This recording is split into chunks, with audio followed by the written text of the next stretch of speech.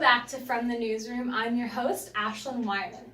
To get things started this week, we'll start off with the stress relief efforts ahead of finals.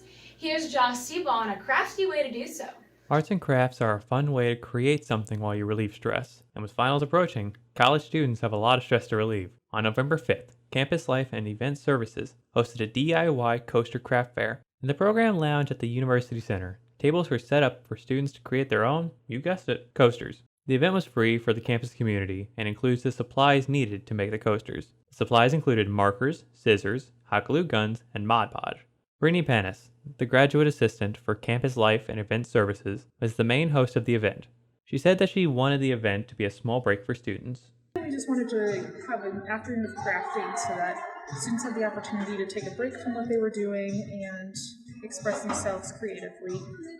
Students who came to partake in the craft projects had the option to either paint on the coasters or do Mod Podge instead. For the Mod Podge, designs were printed prior to the event, which students could then use coating on the base, which stayed on once dried. For the Southeast Arrow, I'm Josh Seba reporting. Next, we'll hear about an artist who got out of his element with abstract art. Here's Matt Wagner. During the First Friday events on November 6th, Southeast Professor of Psychology and art student Dr. Sean Geiling displayed an exhibit of his art at the Cape Arts Council.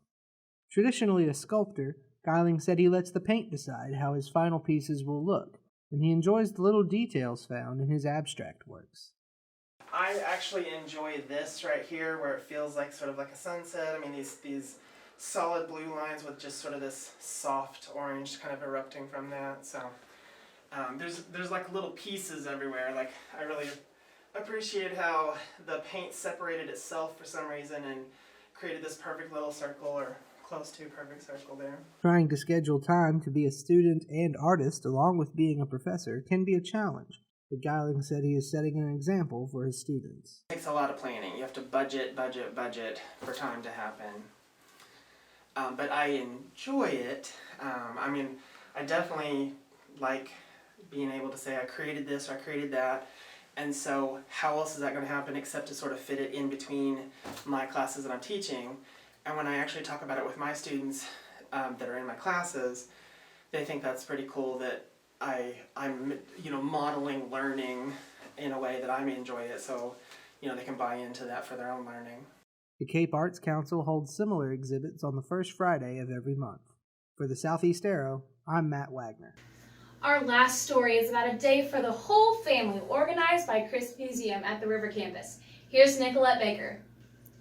The Crisp Museum at River Campus celebrated Family Day this weekend, coordinated by Education Curator Ellen Flengy. The past 5 years we've had Cape Girardeau Heritage Days, and so going along with that theme, I chose the topic of folk art, folk music, folk activities. One visitor, Xiao Hong, said she enjoyed the relaxing aspect of the sewing activity. Something you feel quiet and feel peace and make you comfortable, I think. Other activities included a display of household items from the 1920s, storytelling, basket making, finger weaving, and other crafts. This is just one of the Crisp Museum's events this month. Next Saturday, they will host an Escape the Museum event. For the Southeast Arrow, I'm Nicolette Baker. I'm Ashlyn Wyman, and that's all that we have for today. Don't forget to follow the Arrow on all of our social media accounts. Thanks for watching, and I'll see you next week.